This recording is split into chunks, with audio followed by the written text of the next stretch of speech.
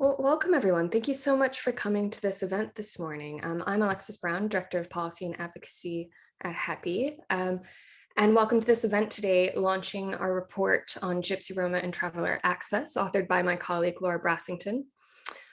We know this group is one of the most excluded from education, and this excellent report explores both why that is and what we can do about it.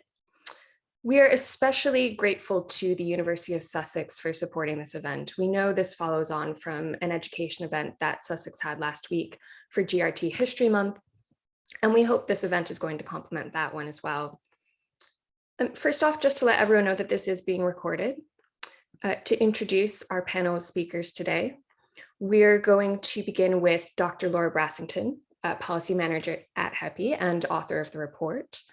We also have Professor Margaret Greenfield, Professor of Social Policy at Anglia Ruskin University and Buckinghamshire New University. We have Dr. Tanya Jovanovic, a former Graduate Research Associate at the Center for Higher Education and Equity Research at the University of Sussex. Shannon Phillips, recent graduate of English with Legal Studies from the University of Sussex. And finally, Colleen Roper, co-founder of Future for Fairgrounds, a showman community group aimed to promote showman culture and history.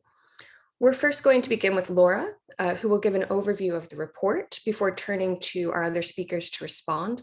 We'll do a bit of Q&A and then go back to our speakers at the end to help wrap up. So with that, I will turn over to Laura. Take it away.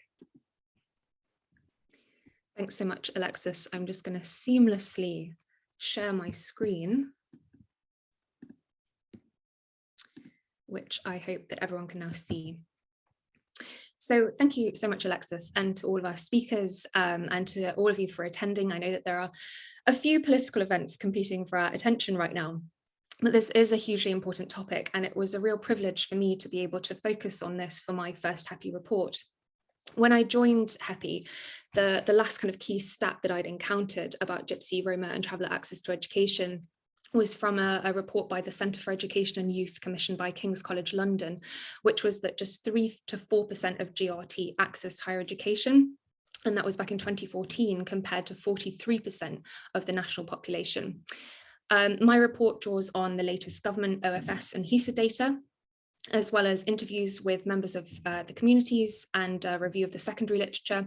And it tells the tale of continued disadvantage and a devastating story about exclusion right from early years through to higher education.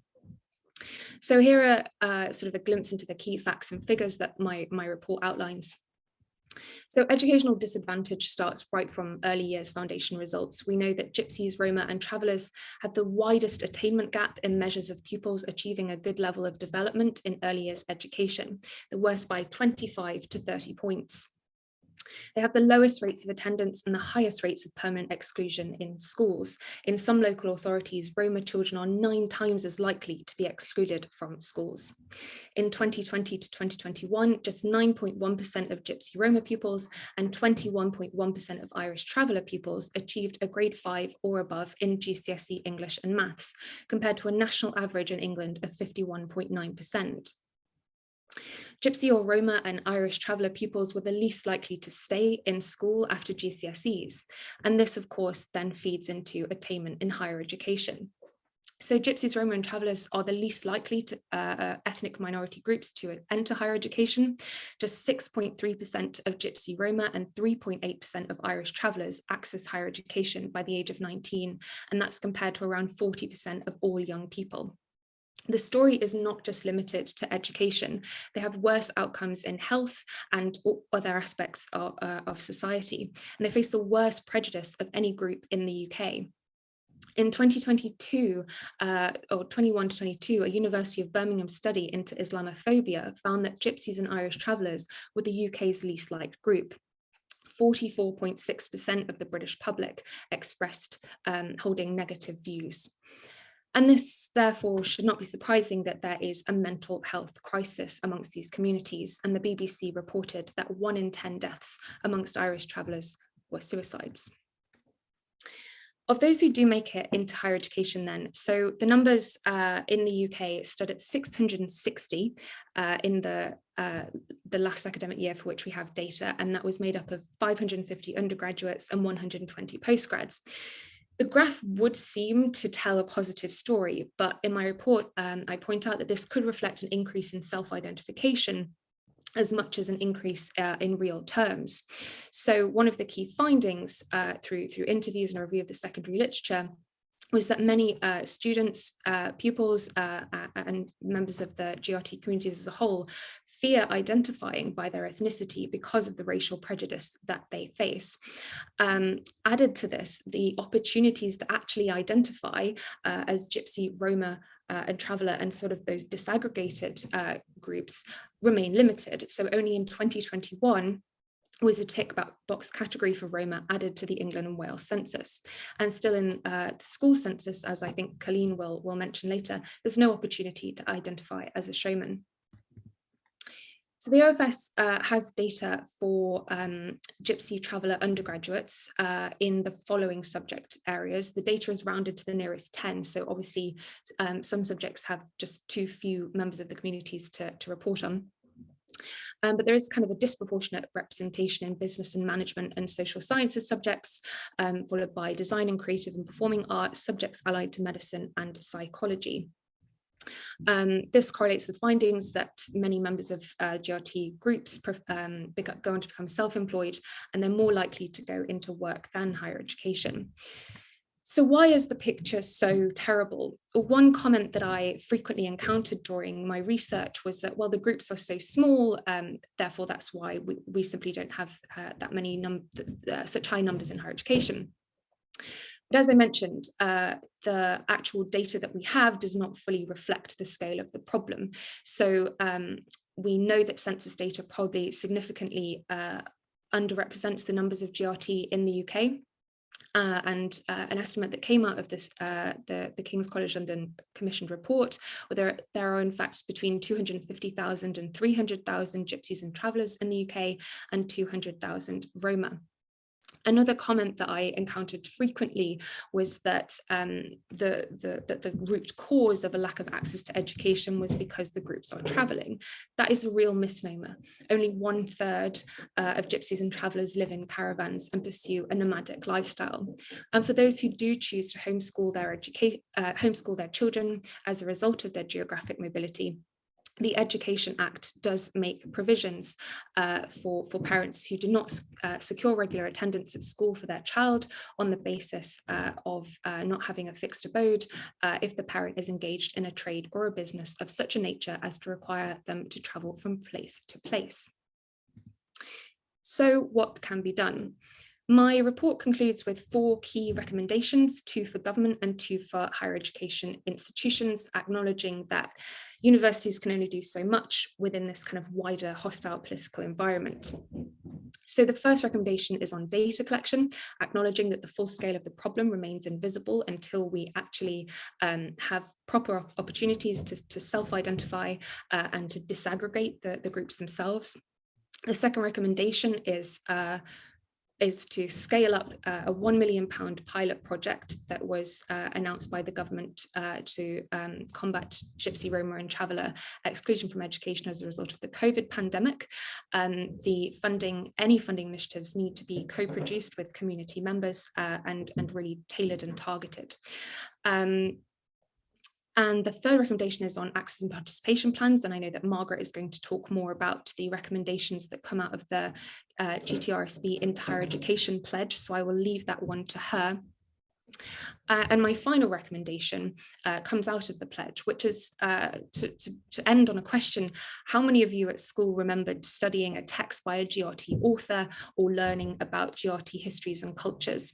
There are a number of key events throughout the year through which we can commemorate and recognise GRT histories. So that includes Holocaust Memorial Day, International Roma Remembrance Day in April, which commemorates Roma deaths in the Holocaust, and GRT History Month in June.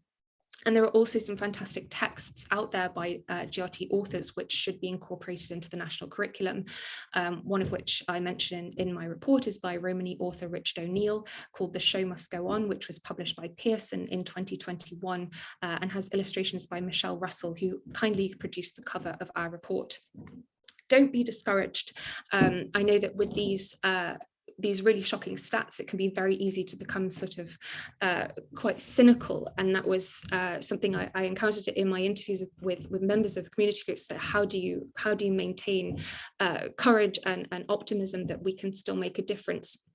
Well, even on a day like today, when I don't think we actually have any paid ministers left in the education department, we still managed to get national media coverage of this story. So, there is a sign that things can change, and that there is an appetite out there to make a positive difference. So with that brief overview, I'm now going to hand back to Margaret, who's going to talk about the pledge.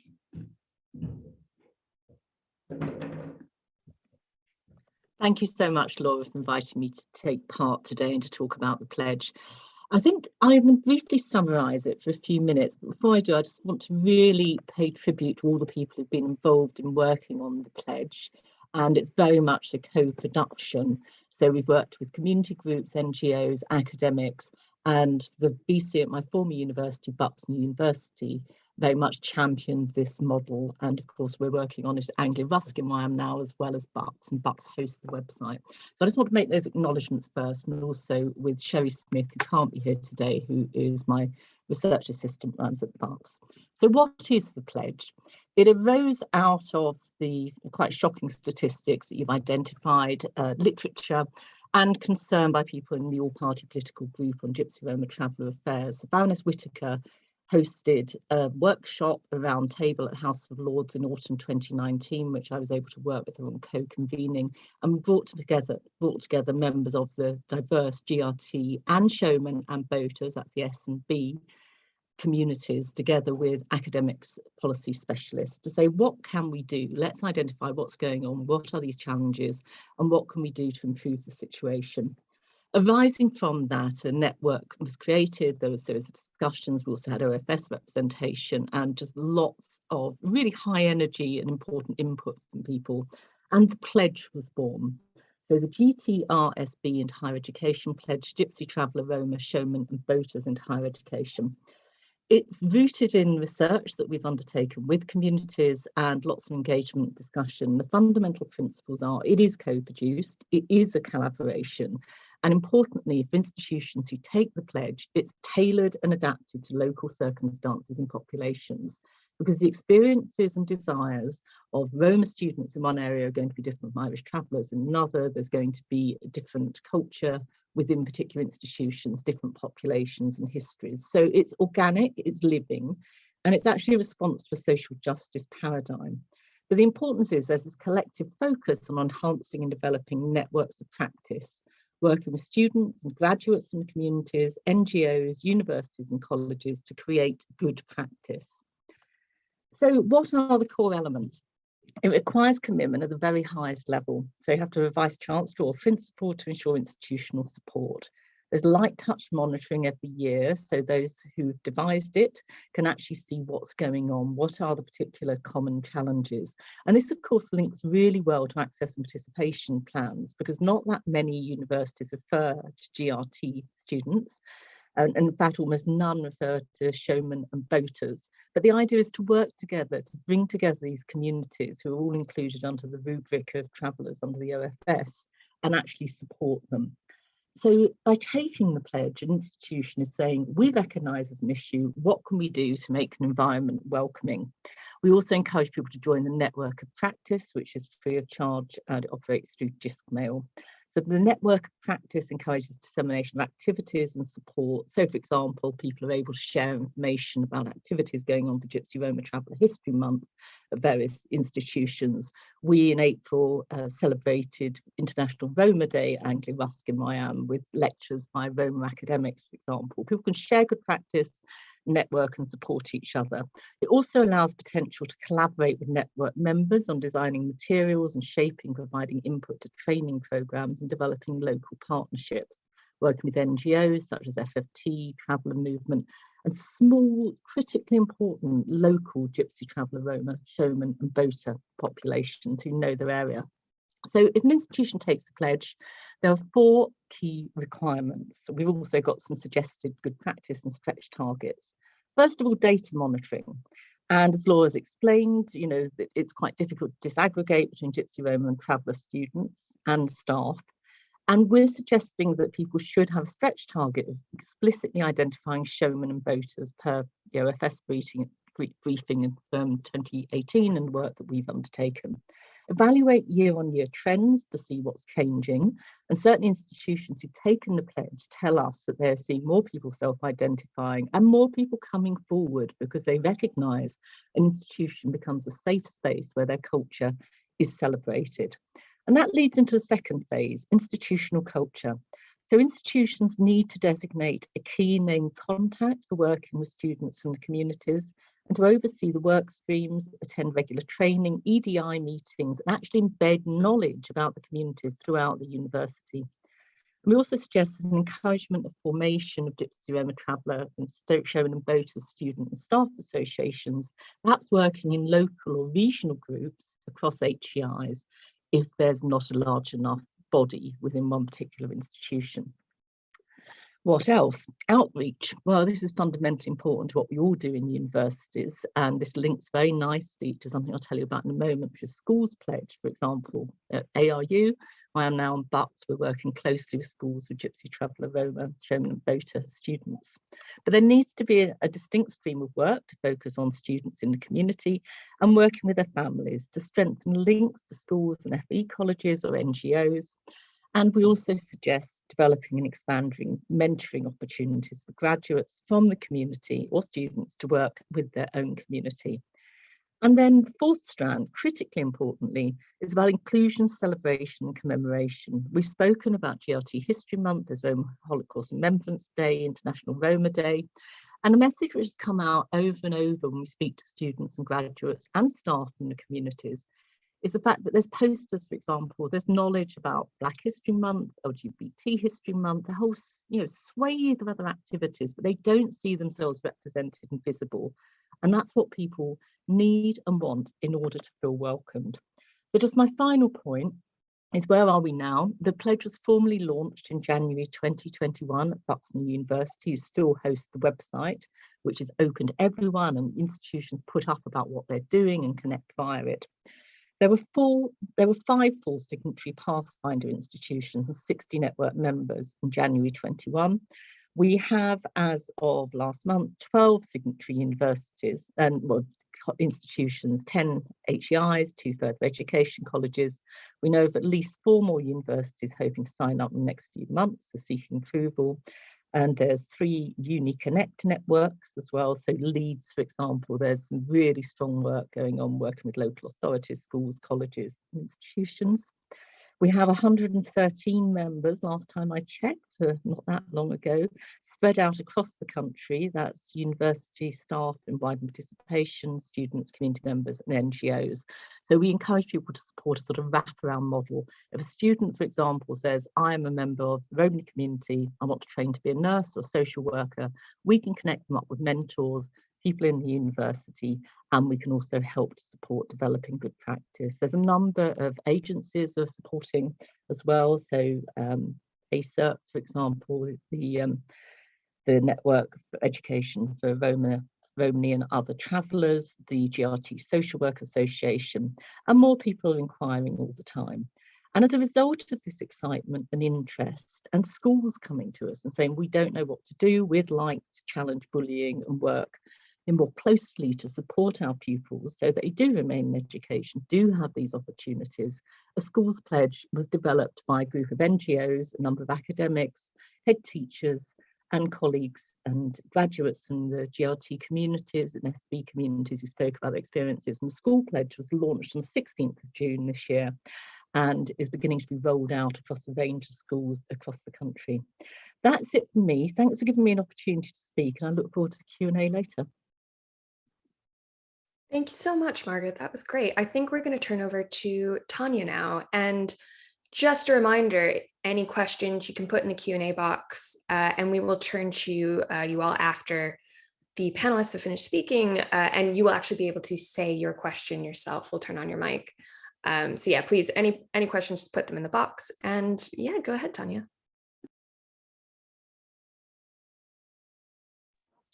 Hello. I would like just to thank to everybody and to Laura for inviting me for such a important panel, especially in UK. I would like to introduce myself. I'm Tanya Jovanovic, and I'm a member of Center for Higher Education and Equity Research at Sussex University as a research associate, even though at the moment I'm in Serbia. And I'm a member of Roma community. For me, it's very important to mention that because I'm talking as not just as an outsider, but both as an insider and outsider at the same time. What I would like to mention in this panel is that I'm going to talk about the Roma from the European perspective, not just from UK perspective, because there is a huge difference between how you perceive the Roma community in UK and in rest of the Europe. Even though we talk about a very developed country like UK, where the topic about the, let's say, Gypsy Roma travelers, even though I'm very I'm not happy with the terminology Gypsy, because it's very pejorative in the rest of the Europe. Means very dirty, and there is a very bad connotation about that. But I understood, because I had the opportunity to live there in UK for 10 years and to understand what is the difference between the Gypsy and Roma. Because people, they consider themselves who are originally from UK, I mean, who are from UK, they call themselves Gypsy, and those who immigrate in UK, they call them Roma. I would just say that the Roma community constitutes between 12 and 14 million in Europe. That is a huge community with a long history of the social immobility, marginalization, exclusion, and discrimination. I must say that only 1% of Roma attain higher education on European level. That is too little. Doesn't mean that if they attain that they finish. A role of voice that is very neglected for marginalized people, and because they are struggling with the discrimination and unfair socioeconomic relations. Therefore, I think that if Roma voice is to feed and need to be feed in the policy making, in planning, in implementation, and those voices actually must be heard. Despite of the years, especially in the rest of the Europe, we have a lot of initiatives and political and civil society efforts to reduce these Roma inequalities and increase their economic empowerment. That is very much related with the access. When you talk about the access, we don't talk about the physical access in higher education. The concept of access is much broader than physical access in higher education. It's more about the other factors like their health issues, their economic deprivation. The poverty is a huge issue when it comes to the access. Discrimination and institutional racism, that is also conscious and unconscious racism and discriminations that they are facing through the whole journey, educational journey that the Roma community are facing, even though if they decide to go in school. As I said, despite of all these efforts that we have in the rest of the Europe, and is very much developed in the Central Eastern Europe, Roma with higher education are more likely to experience discrimination within and outside of the Roma community, and are most of the risk of living in economic precarious situations. Even those who finish the higher education, they're seen from outside of the community, they're seen as a precarious. Within the community, they're seen as somehow not typical Roma, especially Roma women.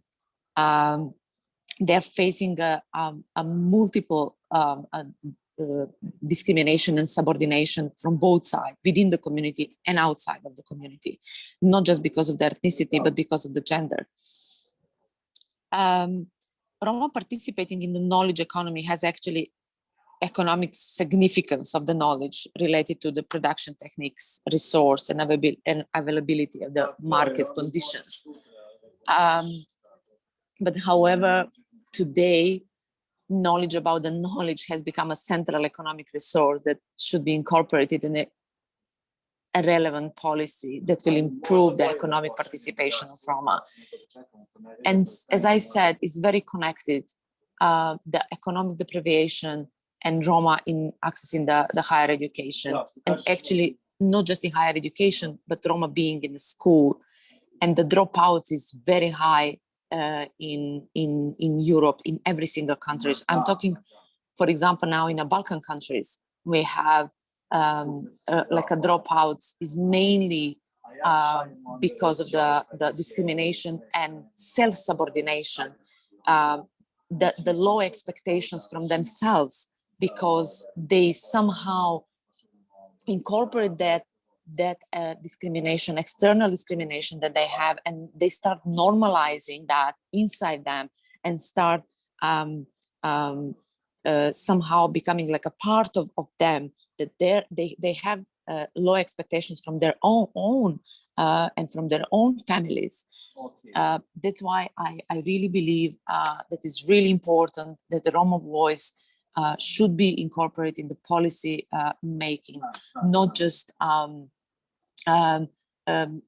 mean, connecting different like academia, civil society. That is really important. For example, in the UK, civil society is not, there are not so many, for example, NGOs who are working. There are, but there are not so many in terms of like trying to influence the policy and trying to influence the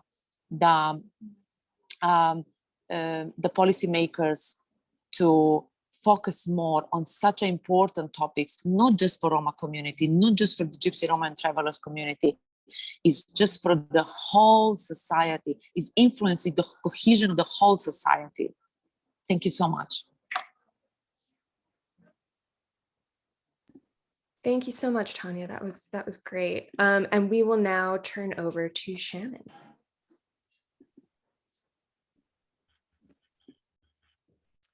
Hi everyone, my name's Shannon and I've just finished a BA course at the Sussex Uni. I studied English with legal studies. So I chose to go to uni because being a Romani Gypsy, my family always been quite socio-economically poor, not poor, but just on the lower spectrum. And I wanted to improve like my future prospects and chances of kind of social mobility, like getting out of the poorness. And additionally to that, I've always loved reading and learning, which my mum really encouraged. She like really hammered it into me to like want to get an education. So I would say parentally that really helped. I don't think if my mum wasn't that involved with it, then I wouldn't have probably got to uni. But although I have gone through the uni process, there was a lot of barriers getting there, and I wrote down 3 main ones, which I think are the main shared ones as well of the community. So the first one is family opinion. So like what was just said, the sentiment around especially Gypsy women going to uni. My father, he was very adamant that I wasn't going and that I wasn't allowed to like move away to a new city, because he was scared that like you'd lose all your Gypsy heritage and culture and that you just become like the outsider. So that was one of the biggest barriers I faced, and to overcome that I had to just convince him. Basically I actually gave like a 20-minute presentation to him about why I wanted to go, what it would do for my future and stuff like that. And also my mum helped a lot too. The second biggest barrier was funding. So I had extreme difficulties in applying for student finance because of obviously Gypsy income's not always recorded or written down. So student finance helped with that a lot. So their provisions were very helpful. But I often, throughout uni, because of although I got the maximum student finance, I still struggled a lot. So I had to have 2 part-time jobs whilst at uni, and I also took out multiple welfare loans to pay for rent if I was short, which was quite often. And then additionally, there was also, being from a poor Gypsy family, I felt a large responsibility to help my parents if they were struggling, which meant sometimes I would cover bills or payments, which obviously added to the financial difficulties. So that was the biggest one, and that was one of the hardest to overcome, I'd say. The third one, sorry, would be being so different to everyone at uni. It was like, I was, even in fresher week, it was like a whole new world. It was so overwhelming and difficult. And at that point, I wasn't aware of all the provisions and help and support that Sussex offers. And so I did struggle through that, but that was partly because of exposure. I feel like if it was made more well-known, then I would have got a lot more help with it. So why I chose Sussex? I chose Sussex because of its inclusive and liberal status. As a uni, it's quite progressive. And I also have family connections to the Sussex area. My great-great-grandparents lived in wagons around Lewes and Brighton. I chose to do English because obviously I loved reading. I've always loved books and never really put them down. And I also did legal studies on the side of my degree. And I chose to do that because I've had far too many family members treated wrongly or harshly by the justice system. It's not quite, they kind of not target Gypsies, but just don't maybe treat them in the same way as they treat normal people. So I wanted to gain a much better understanding of how the justice system is meant to work and why it doesn't work in the same way for Gypsies or Roma. Throughout my time at Sussex, obviously I've already said that I felt different, but it was like I had my Sussex identity as a uni student and then my identity as a Gypsy student when I went home. Well, not a student, just a Gypsy as when I went home. It wasn't until my final year at Sussex that I came across the widening participations, GRTs, projects and initiatives. And I got heavily involved in those, which really helped merge the 2 identities together. So I would say projects like what Sussex have just held, like the celebration event and all the panels they hold, really helped me feel safe to be a Gypsy at uni, if that makes sense. And they also, because I felt safe, I also felt safe to focus my studies on Romany studies. So for my dissertation, I wrote it on Romany self-representation, and it was about 2 Romany autobiographies and about reclaiming Romany voices and stories, but also framed within the problematic label of authenticity and the problem of speaking from an authentic place, but also being inclusive, not segregating different cultural groups to mine. And then because my family, they all saw, obviously they all saw the change in me from my first and second years and then my third year going into Sussex. And this inspired and encouraged them as well, because my mum and my brother both, since seeing what the uni has done for me, they're both now going to uni in September. My brother's going to Wales to do marine biology, and my mum's 50 and she's going to do nursing in September. So I think me showing them that it was possible just inspired them, and now they've just ran with it. So I think the role model thing and having the points of contacts into higher education is essential. I also wanted to make a quick point about my community's view of higher education. In the past, it's been majoritarily like bad. They see it as like a non-gypsy thing to do and moving away from the culture, and that you're not a proper gypsy. But in the last, I'd say 5 years, there's been a big shift. It seems that they care a lot more about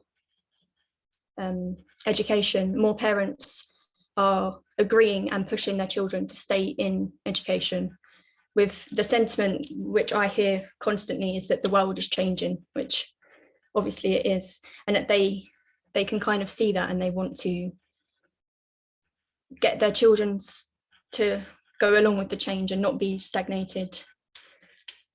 But obviously they're still facing the barriers. There's still all the social and the media representation, which doesn't reflect onto the academic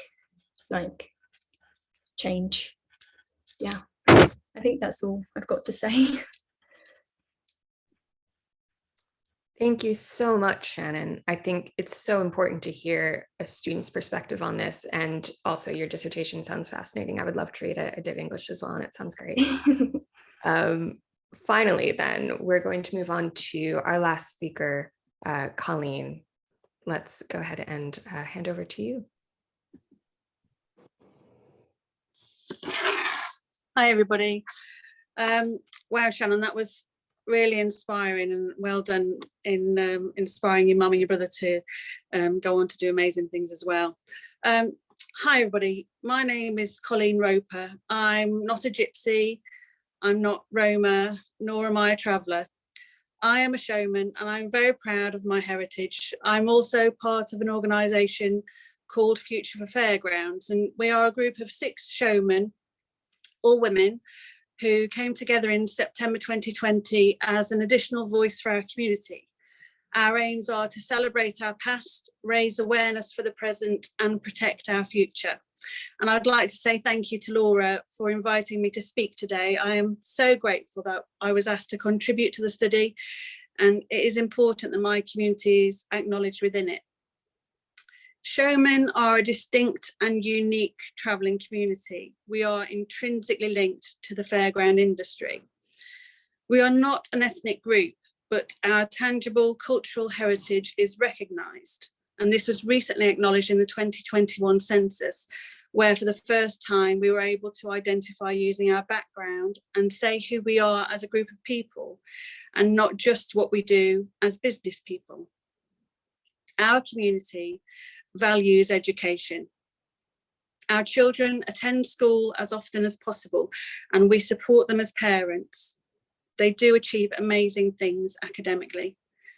Our young people are more likely now than ever before to continue from primary into secondary education.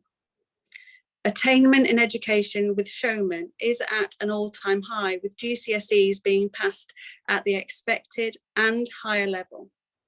Further education is often considered, and there are many more showmen carrying on into higher education. There are showmen who have studied in Cambridge and are currently studying in Oxford, Durham University, to name a few. My eldest son is in his first year at university at Manchester.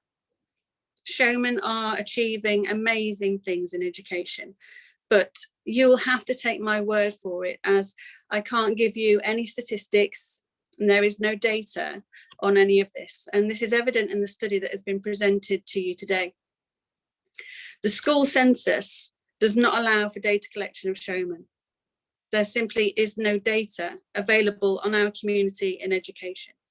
We are unable to identify as a showman on admission or enrolment forms. And this is at every level in education, from early years foundation stage through to higher education.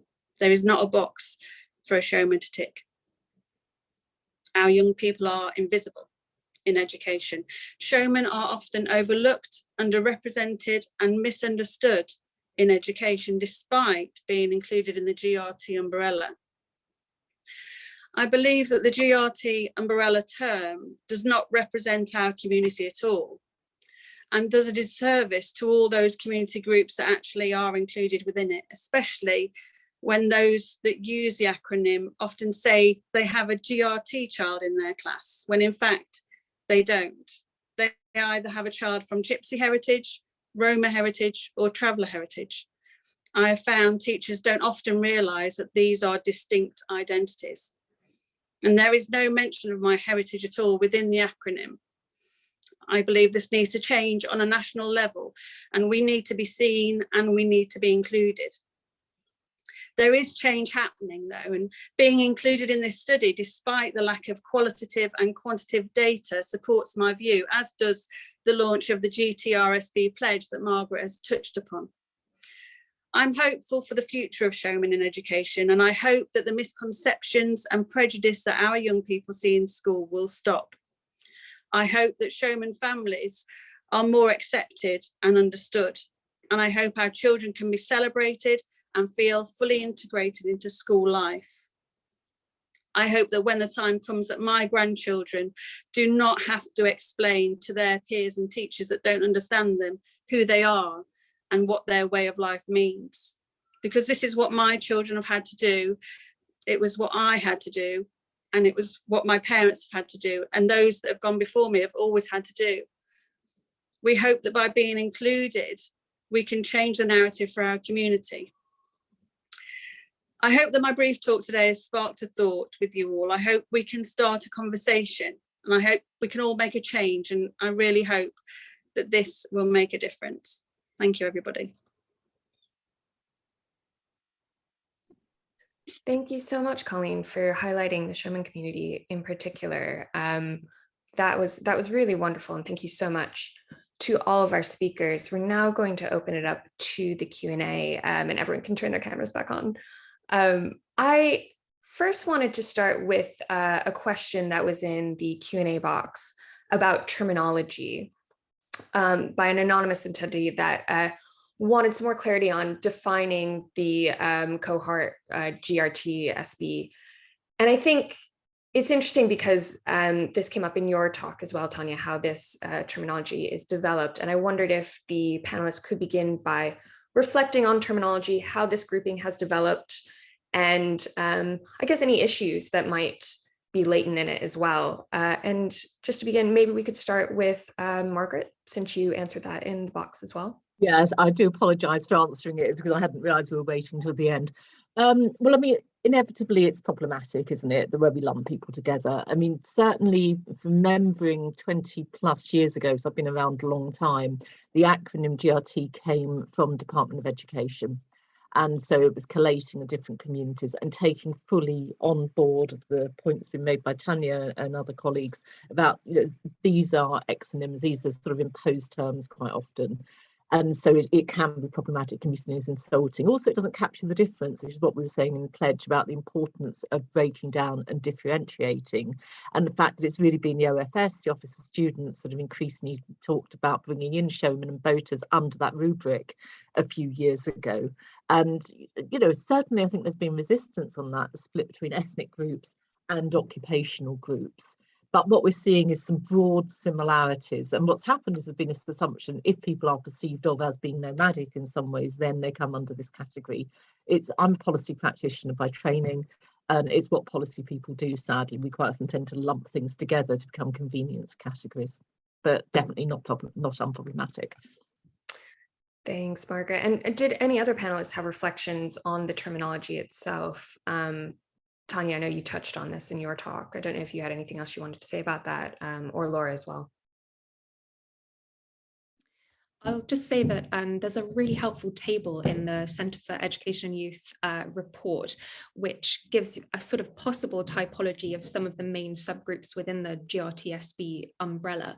But I think it might be helpful, because Margaret, you have the most kind of academic expertise in this, to just kind of explain which particular groups are and are not covered in census data and other kind of forms of data collection. And then it's also helpful, I guess, to point out, as Tanya mentioned, that the term Gypsy, as Professor Louise Morley, who wrote the forward for our reports, pointed out in her edited volume, is still a pejorative label in the rest of Europe, but it's kind of been reclaimed within the UK. But I thought, Margaret, could you kind of clarify? Yeah, within census categories, what you've got are ethnic groups, showmen, so Romani Gypsies. And interesting you say reclaim, but people have often used Gypsy for a long time. I mean, I've got to say, I'm not a member of the community, so I'm speaking what I've learned from working with people. Have used that term for a very long time. Travellers, Irish and Scottish travellers, so two distinct groups who are not ethnically related to Romani Gypsy or Roma populations. And then Roma, again, in last census, this most recent census, people can now self-identify as Roma. Prior to that, it wasn't actually possible. And there's still lots and lots of categories where we can't get that ethnic breakdown. So, for example, if you're looking at health authority data, which is really important when we start picking up those trends, we cannot differentiate necessarily in many cases between different ethnic groups. So it might be as some local area, there's been a decision made to use 18+1 categories, for example. Showmen are included, obviously, we know, in HEPI and within as an optional extra. I hate to use that term for people to self-identify. Voters, not at all. And I saw there's another question that might come up later about voter communities as well. So we've got distinction between ethnic groups and occupational groups, which I've dealt with in response to the chat box as well.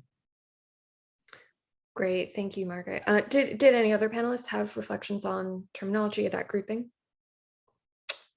If not, then we can go ahead and move on to. Sorry, can I just say, Of course. Lots of the terminology sometimes also becomes just about travellers, and I think, you know, that doesn't help us either as well. You know, we are all travelling communities, but we are not all travellers.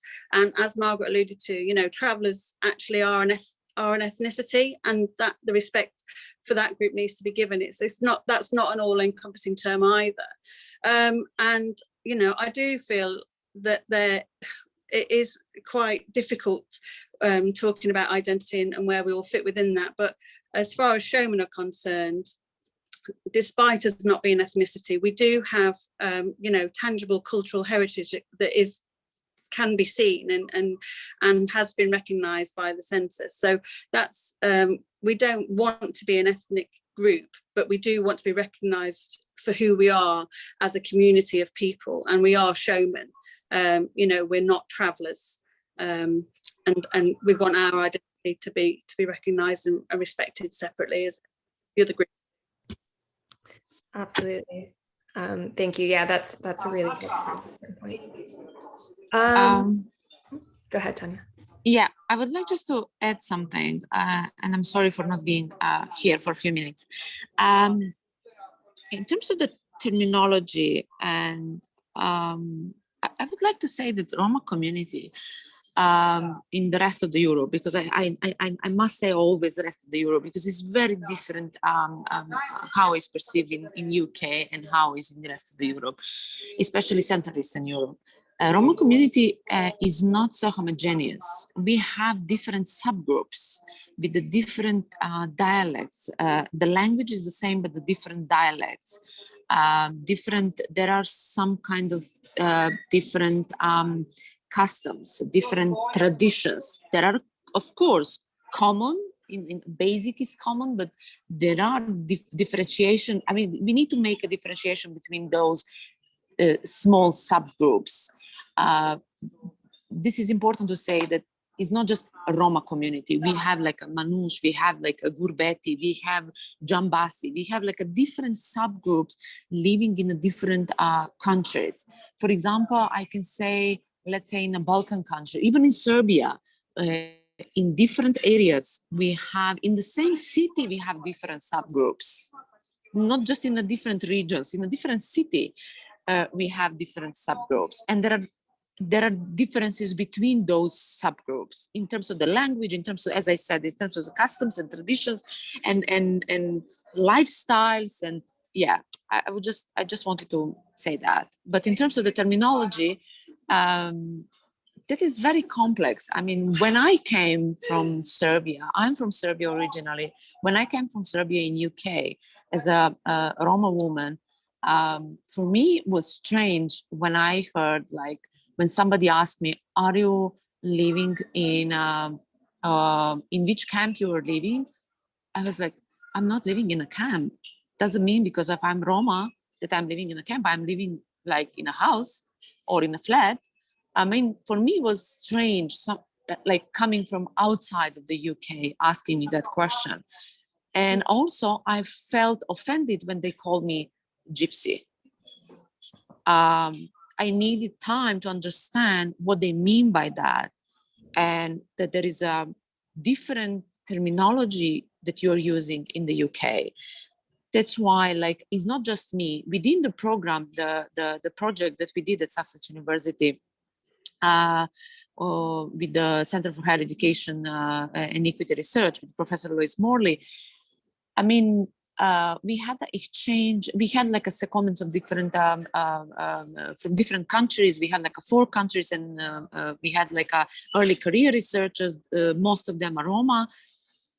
When they came in UK, they had the same feeling, and they they didn't like being called Gypsies, and that was the main discussion about the terminology. They felt offended.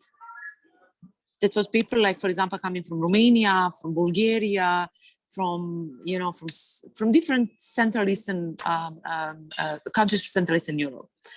That's why, I mean, the terminology that you are using there and we are using in the rest of the Europe, and also is accepted officially by the Council of Europe, we are using a Roma. Even though now, for example, we have like a different policies that call about the anti-Gypsism. And when you translate in a different languages, especially in Serbian, for example, they call it anti-Tsiganism. Tsiganism, and the term Tsigan, or in Germany, Zigeuner, is very pejorative and bring us back in the Holocaust time. And this is something that we are very sensitive as a community on that terminology. Thank you so much. No, thank you, Tanya. It's very important to, I think, recognize the cultural differences in how this terminology is perceived across Europe, but then also the fact that even within groups, there's no monolith. There's always kind of heterogeneity. I think moving on to a question that Rebecca Lamyman asked, it's a really interesting question on kind of what the cultural expectations around higher education are. And Shannon, I know you touched on this as well. So I wondered if Rebecca would be able to ask her question to the panel.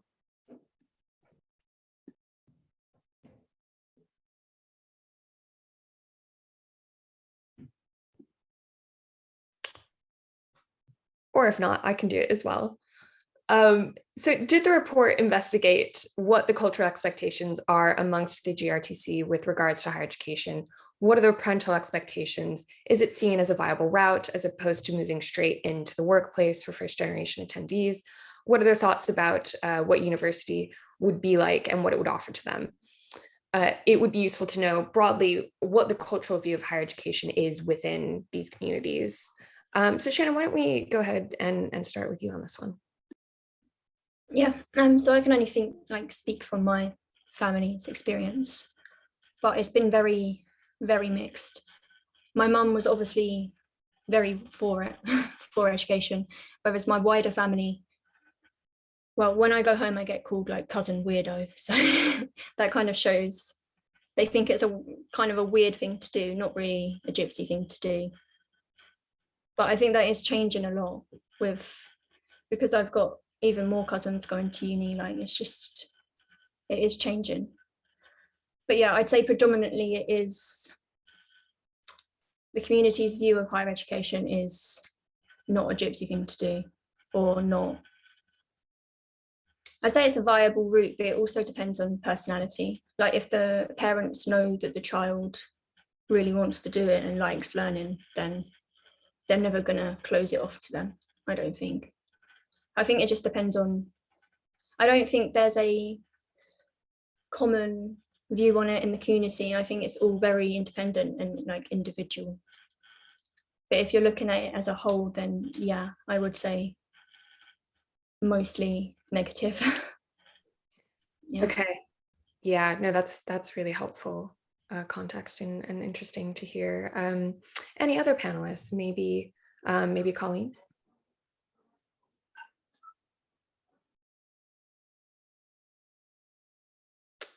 or I guess Laura as well, what maybe you could bring out some of the insights from the report on what these attitudes were.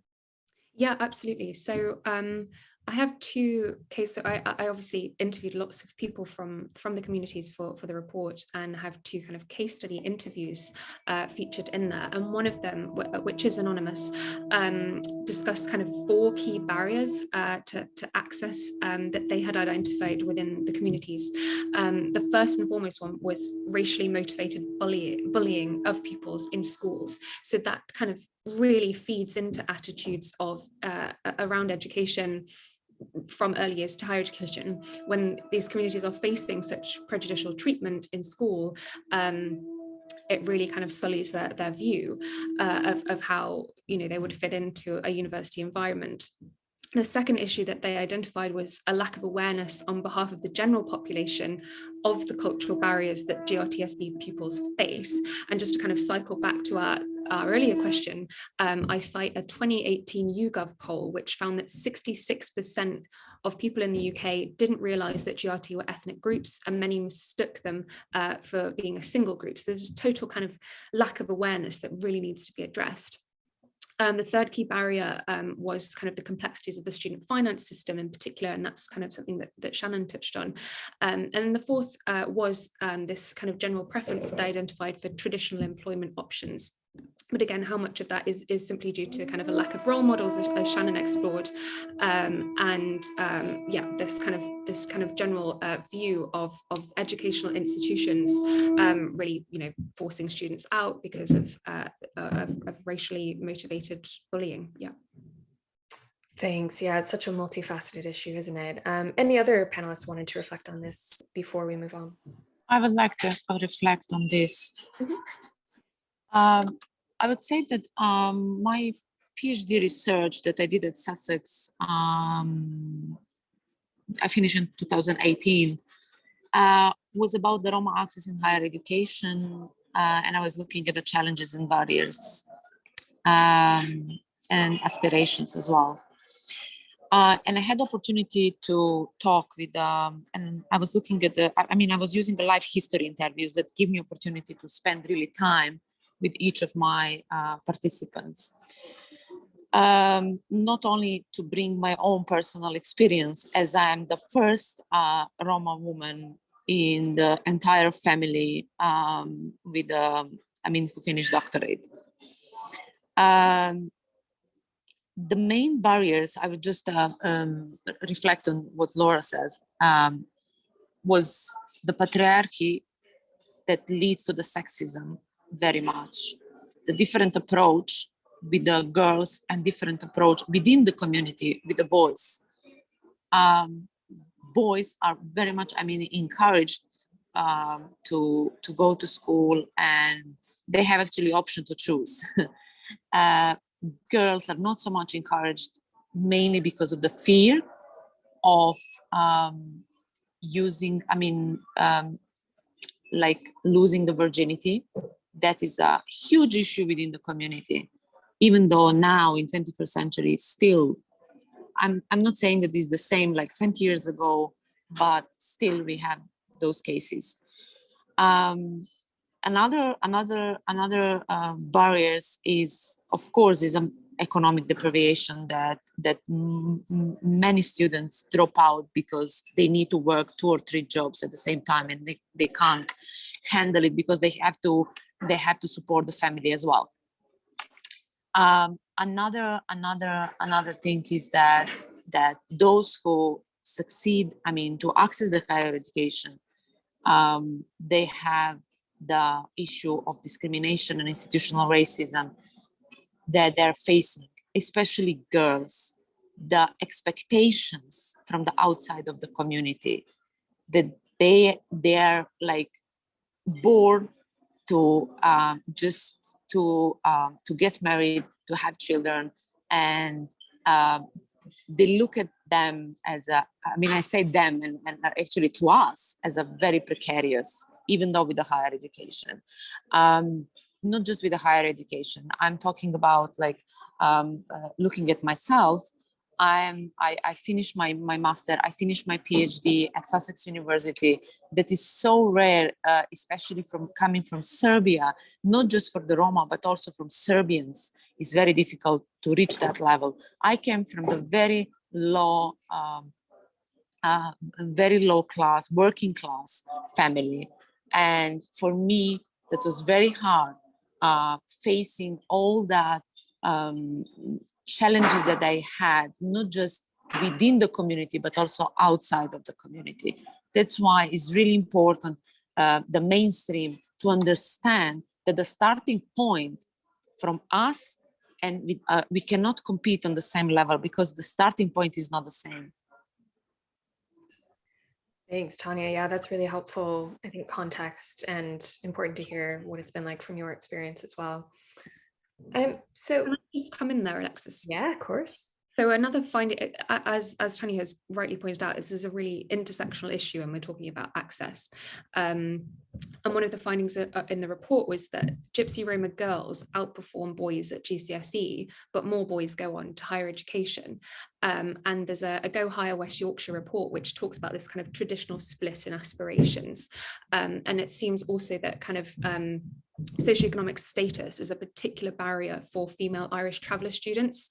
So while free school meal eligible Irish traveller girls are more likely to progress to higher education than their male peers, ones who are eligible for free school meals are much less likely to go. And just kind of touching on the kind of the socioeconomic status and the stats there as well, we know that from the 2011 census, so it's kind of comes at the cusp, but we're waiting for more 2021 census data to come out, but drawing on the last one that we have data for, the white Gypsy traveller grouping had the highest percentage of all ethnic groups who had never worked or were long-term unemployed, and 1/3 of the group were identified in that category. So we know it's a hugely kind of intersectional issue. We've got things about socioeconomic status, we've got racial discrimination and sort of gender barriers as well, and we need to kind of take that kind of holistic view. Absolutely. Thanks, Laura. So we had also a question from Emily Dixon that she's in a noisy office, so she wanted me to read, around like mentorship and some of the challenges given the number of GRT students. So do any of the speakers have any thoughts on the challenges of offering support to GRT individuals in higher education, given that numbers of current students and staff from these backgrounds are so low in a subject area that may have 0 or close to 0 GRT community members currently working there? Mentoring might be very difficult to set up. So I think I'd just turn to the panel and ask if they have any reflections on mentoring and mentorship, given how low the numbers tend to be. And I guess, why don't we start with Margaret? Thank you. I mean, obviously, again, I'm someone who's been involved in helping to set this up and not someone who's a direct beneficiary with personal experience. But I mean, one of the things which arose was creating the network of practice. And I can see there's quite a few people attending this event who are part of the network or universities who are signatories. Is the idea that through that mechanism, it's possible to reach out. So there might perhaps not be someone within a particular institution who can help, but if someone joins through the network, which I said has now got about 120 members, there's scope there. So we've managed to triangulate, for example, with some social work students who joined the GRT Social Work Association, who access mentoring that way, plus through the university. One of the other things that's happened, and I was actually presented with a colleague to another university quite recently who were thinking of taking the pledge, and the vice principal actually said, my grandmother's Romany. I've not told anyone that, and made that point. So I think one of the things is we see people coming forward who want to self-identify and feel comfortable when we're having those discussions, which can really, really help matters, and make use of the network, talk to staff and colleagues, and just reach out. And there's lots of people here who can offer help and support as well. Thank you. Yeah, absolutely. And I mean, I wondered if, Shannon, Tanya, Colleen, if you had any experiences of mentorship that you found particularly effective, when you were going through undergrad, and whether that was something that, you think made a big difference, or something that you would have liked to have more of. So I didn't carry on into university. I went as far as A level, and I often look back and wish that I had carried on into education, but the support ultimately wasn't there. And actually I was the only showman on our yard that was in secondary education at the time. So I wanted to continue my education, but I was torn between what my own community thought of me for carrying on into education and actually not feeling that I could access it, not understanding how to get into it, worrying what my parents would have to do for me to be able to continue at that level as well. So and in the end I didn't, and as I've said, my son is now at Manchester, and he's the first in our family to carry on into higher education, and as a parent, you know, I'm especially proud of him, but we didn't know what we had to do to get him there. And it would have been great to have a mentor or to go to somebody within my community that could perhaps help me kind of navigate the system.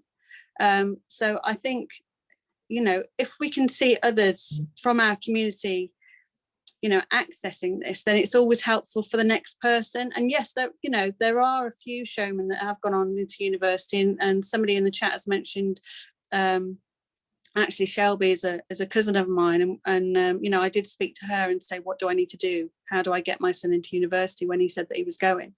And she was really helpful. But yeah, it's just the unknown really, because it's not what we normally do. You know, that's not what we've done before. And yes, there are people breaking the mold and going on further into education, but sometimes it's just knowing how to access it. Yeah, absolutely. And the kind of informal networks that people rely on when it's not more formalized, I think, can act as an additional barrier from what you said, definitely. Any other reflections from Tanya or Shannon? Yeah. I have to say that the most important support and mentorship should be from home. My mom actually was the biggest support that I had, and the main mentor in my life, because what she did, she was the first one who broke the whole principles within the community, because she was not influenced by the expectations of the community when it comes to how to raise me. That was so important, and of course that she had a lot of struggle to do that through the whole my educational journey, because the community didn't support her, I mean, so much. They were always let's say, like blaming her, like that, what you are doing to your daughter, like, because she will never get married, she will never have children, she will never have a family. What you are thinking, that she's going to become a president?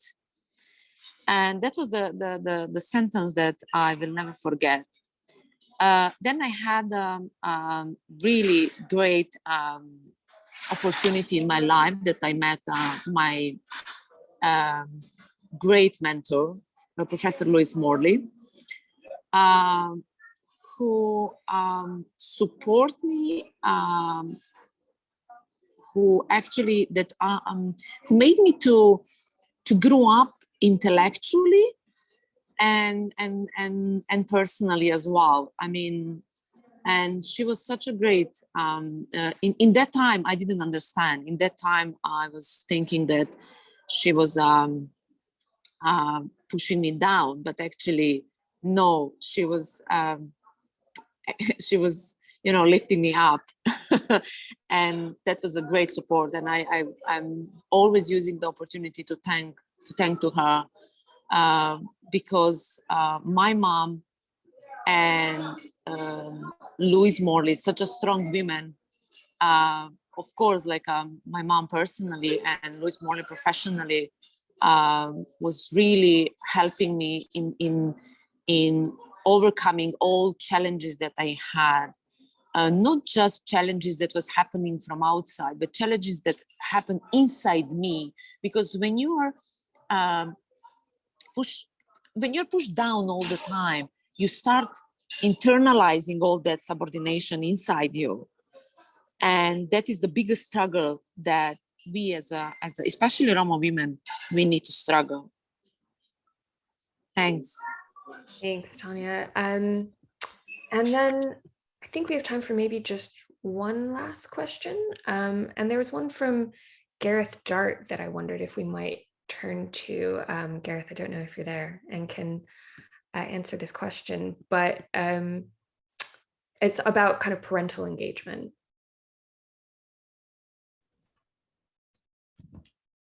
Yeah, I'm here. Can you hear me? Yep.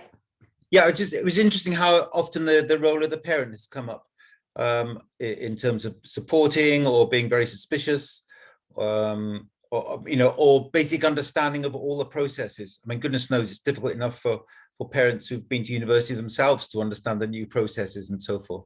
So I'm just wondering from the panel, I guess what kind of relatively simple things might universities be able to do to engage more effectively with parents? It's a great question. I wonder if we might start by maybe turning to Shannon. Is there something that you think your university could have done or did do to engage with your parents? I don't think, well, from personal experience, I didn't have engagement with my parents like before uni. It was just my mum, really.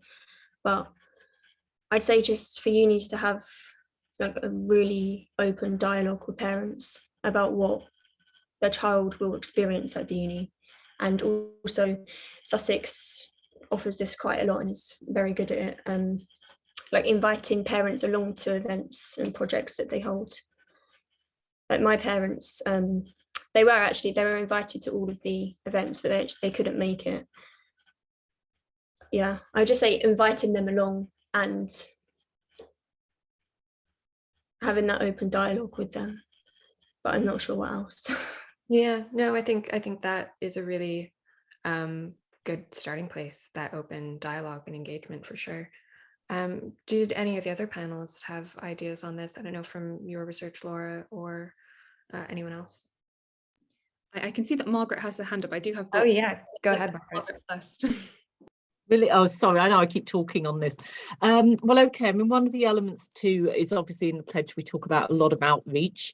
And I know, for example, I mean, I know it's not the point here, but I've just seen my colleague David Smith, who's the lead at ARU on outreach and the pledge, is here too. So certainly his devising, I know other universities who signed the pledge, it's actually regarded as quite core to work with communities. One of the new things about the schools pledge that we've spoken about, that starts that engagement at a really young age. If you get schools who can sign up, who are feeder institutions to HE, and things such as Go High West Yorkshire are doing, it's creating that network where people feel safe, they feel supported, they can ask questions and come into institutions. So for example, we're going to have young people from Roma communities at local school coming in that David's working on with other colleagues and Roma academics, sort of Dr. Rosa Cisneros. I don't think she's here today, but she's been very active in both the university and school pledge as well. So it's creating as networks, going in saying, this is a place for you, because we hear often people say, it's not for me.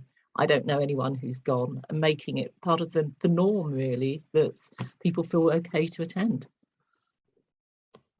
Yeah, absolutely. Any other reflections? Yeah, I think it comes back to this idea of role models. And I think that we had a couple of comments say, oh, if there aren't sort of many GRTSB students, what do I do?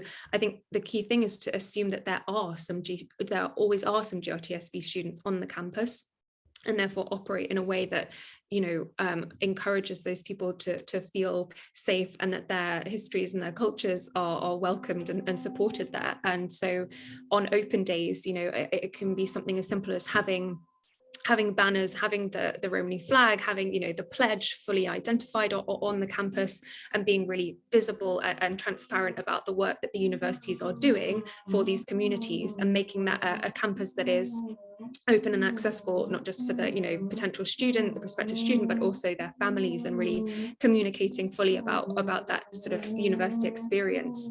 And I think, as Margaret said, community outreach is really important. That's something that's well outlined in the pledge, and it's something that Sussex is doing really well. And then on the issue of role models, I think it's also important to note that when one member of the community comes forward, they are often find themselves being asked time and time again to do the exact same labour, which can be very exhausting on top of, you know, a full course load as much as any other undergraduate has. So that's something to be really mindful of. Yeah, it sounds exhausting, doesn't it? You've, you know, finally made it into this space, and now you have the additional labor of having to do this kind of engagement as well, and being mindful of that is really important. Okay, well, we have about 10-ish minutes or so left. I wondered if we could kind of turn to each of the panelists now and just ask for any kind of summary remarks that you might have, maybe in reverse order to how we spoke. So maybe beginning with Colleen, if you had any kind of final thoughts you wanted to share, with the group, it would be great to hear them. I think for me, it really comes down to we need to, you know, set this foundation stone of being able to identify showmen in the first place. And once that's set and is firm, then, you know, we can access so much more. But it's ultimately down to, you know, making sure that we can identify that we are represented and that we are recognised. And then, you know, that in itself with the pledge, and you know, if universities can look at that, then it just enables people to be more approachable, I think, you know, and we want those opportunities, and you know, we realise that education is an opportunity to, you know, widen our knowledge, but we just sometimes feel actually, you know, because we're not seen within that it's not accessible to us. So if people just, you know, set this first stepping stone of yes, we can see you, you are included. You know, there's lots of buzzwords surrounding diversity and inclusion and equality, and actually whenever on Twitter particularly, whenever somebody says, oh, our diversity and inclusion policy, and I'll say, well, does that mean us? Is our community reflected in your diversity and inclusion policy? 9 times out of 10 it's not. You know, they don't know who showmen are.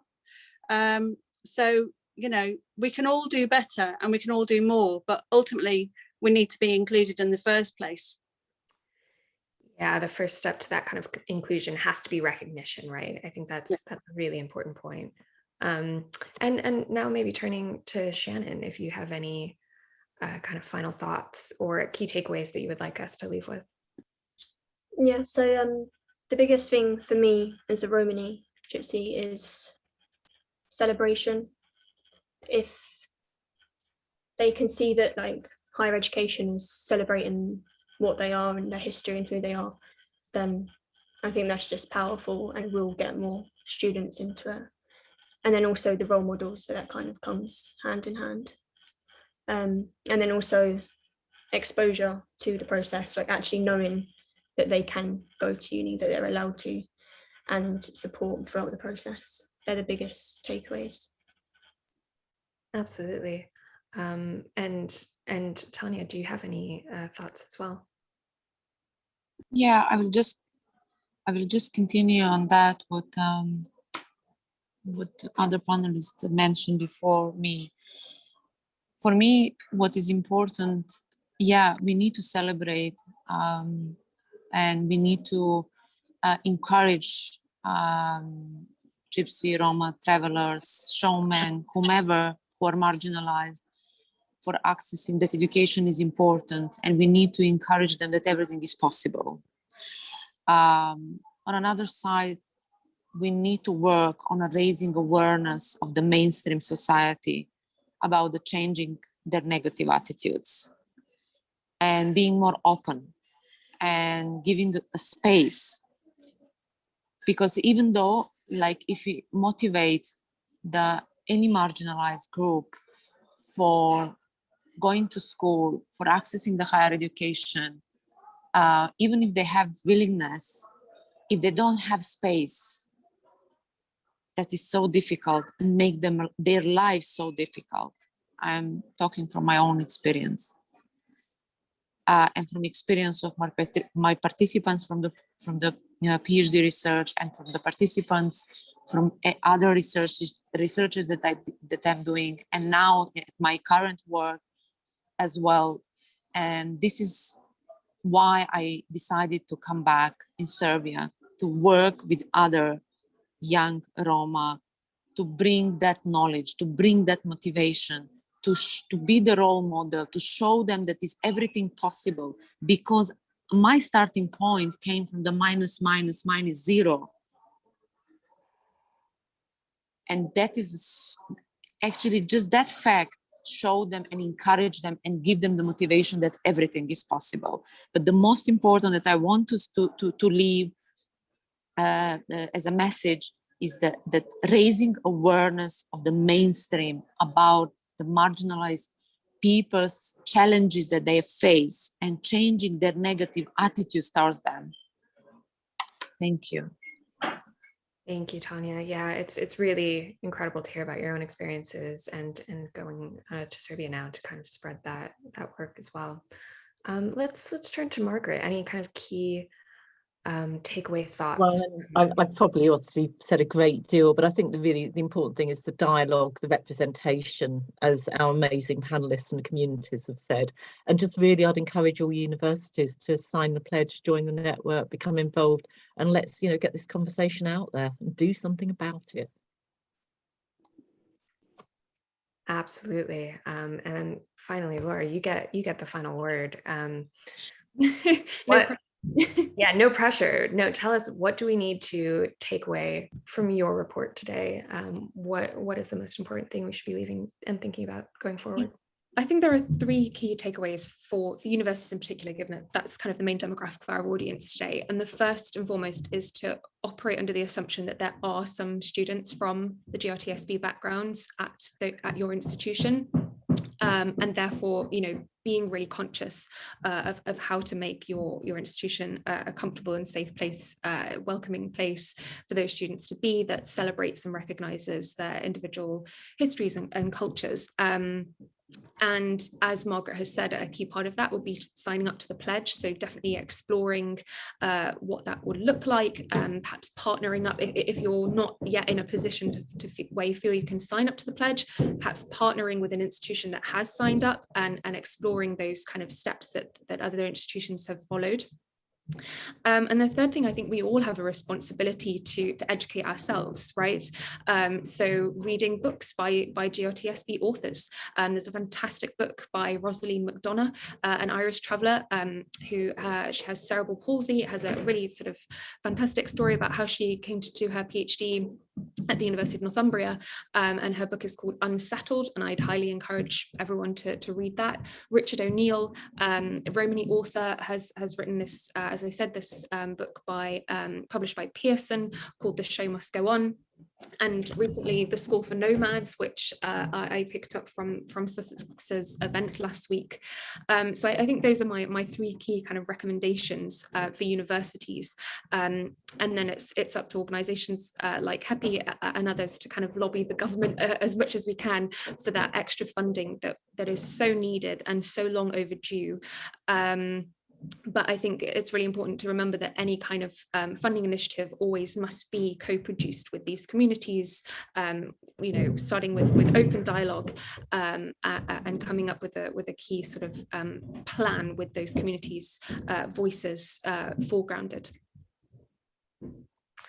Absolutely. Well, I think a very good first step is everyone reading your report, which I can highly recommend. And it is out today.